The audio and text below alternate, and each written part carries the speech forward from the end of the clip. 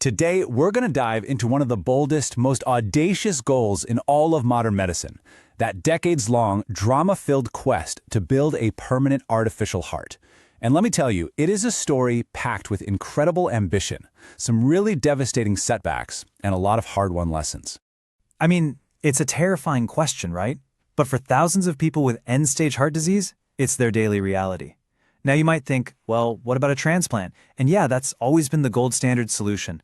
But there's a problem, a huge, life-threatening bottleneck. And the numbers here are just stark. We're talking only about 2,000 donor hearts becoming available each year in the US. That's it. It is a tiny fraction of what's actually needed. And that desperate gap, that space between supply and demand, well, that's the fire that fueled the whole search for a mechanical solution.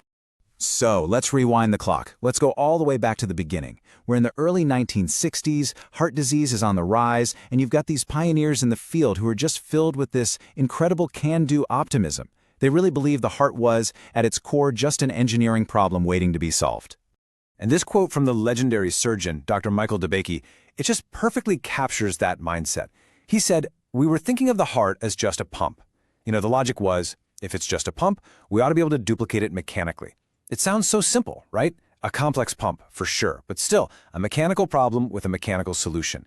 And that one core belief, it completely unlocked a wave of research and a ton of federal funding.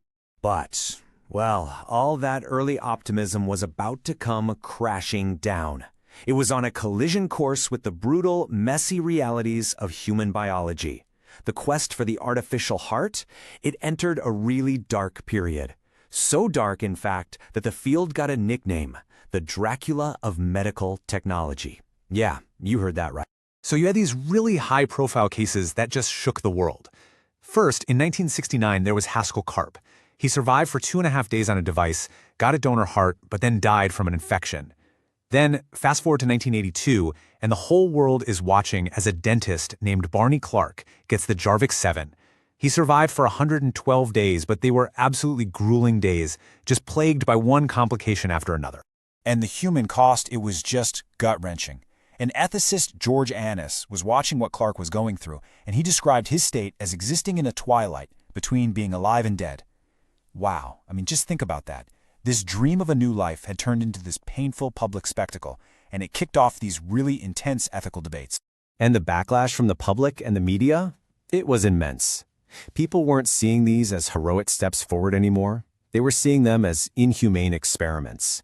And that perception, well, it basically froze the entire field in its tracks. The funding just dried up, and a lot of the brightest minds in medicine, they just abandoned the quest altogether. So why was this so incredibly hard? What was going wrong? Well, it really boiled down to two killer problems. First up, infection. The power sources were all external, which meant you had these hoses and pumps literally going through the skin.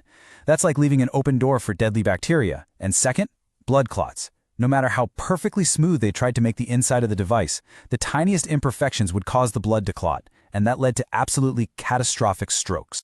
Okay, so with the total artificial heart looking like a total failure, the whole field could have just vanished. But it didn't. Instead, some researchers made a really brilliant pivot. They started asking a new question. What if we're thinking about this all wrong? What if we don't have to replace the whole heart? What if we could just assist it? And this, right here, was the game changer, a fundamental shift in strategy. Instead of this super high-risk total artificial heart, the focus shifted to something called the left ventricular assist device, or LVAD for short. This wasn't a full replacement. Nope. It was a much smaller pump designed simply to help the heart's main pumping chamber, the left ventricle, do its job. It was definitely a less ambitious goal, but it turned out to be a far more achievable one. This new approach led to a new life-saving purpose, the bridge to transplant. The idea was an LVAD could keep a patient alive and stable, not for days, but for months, even years. It was all about buying them precious time until a donor heart finally became available. All of a sudden, this technology had a clear, practical, and undeniably life-saving role to play. So, building on the success of these assist devices, and after literally decades of learning from failure, the dream of a permanent bionic heart, well, it started to make a comeback. But this time, it was in a much smarter, way more sophisticated form. And you know who was at the forefront of this? Dr. Robert Jarvik. Yep, the creator of the infamous Jarvik 7. He came back, but with a completely new philosophy. His goal now was to create this tiny, continuous flow pump. No more bulky, pulsing machines that tried to mimic a heartbeat. This was a complete and total reimagining of the technology. So after almost a decade of work and refinement, Jarvik's team produced something truly revolutionary, an axial flow pump, about the size of a sea battery. A sea battery! And yet this tiny thing was capable of pumping 6 liters of blood every single minute, which rivals a healthy human heart. I mean, that is just a stunning leap forward from those old laundry machine-sized consoles of the past. You know, this whole saga didn't happen in a vacuum. It's actually a really interesting parallel story. This all unfolded as the entire field of biomedical engineering was being born. The quest for the artificial heart literally grew up alongside the discipline itself as it was establishing its own professional societies and scientific journals, just like the one you see here from way back in 1972. So all of this learning, decades of it, finally led to devices like the ABO core. Now, this was a true second-generation total artificial heart. It was fully self-contained. It had an internal battery you could recharge wirelessly, right through the skin. Think about that. They had finally solved that killer problem of infection because there were no more wires cutting through the skin.